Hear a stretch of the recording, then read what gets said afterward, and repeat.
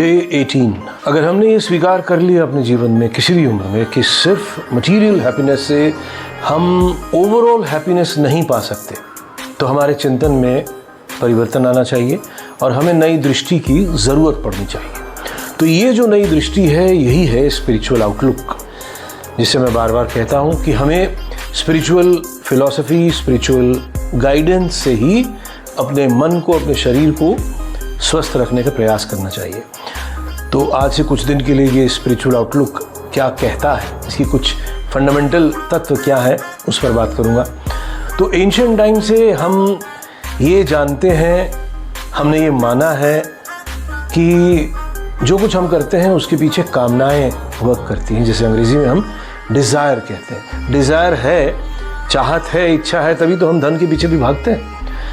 लेकिन अब ये जो डिज़ायर है, ये एंशिएंट लोगों ने इसे अच्छे से समझा था कि सिर्फ मटेरियल डिज़ायर इनफ नहीं है। इस डिज़ायर को उन्होंने 4 कैटेगरी में डिवाइड किया था, जिसे कई स्क्रिप्चर्स में काम, अर्थ, धर्म, मोक्ष इस तरह से कहा गया है।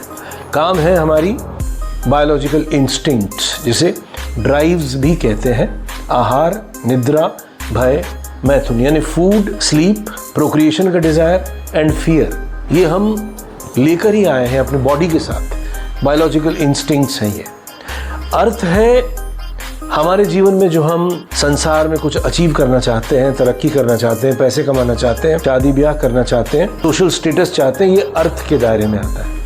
इसके बाद जो 2 और डिज़ायर्स हैं, धर्म और मोक्ष, वो उस अननोन को जानने की कोशिश और उस अननोन या सुप्रीम को जानने के बाद उसमें मिल जाने की इच्छा और मिल जाना, इसे हम साइको स्पिरिचुअल डिज़ायर और स्पिरिचुअल फुलफिलमेंट ऐसा भी कह सकते हैं। तो मनुष्य की ये चारों डिज़ायर जब तक बैलेंस्ड रूप में फंक्शन नहीं हो रही है, तब तक वो पूरी तरह से हेल्दी या हैप्पी या चेयरफुल नहीं हो सकता। इस पर अगले एपिसोड पे और डिटेल्ड चर्चा।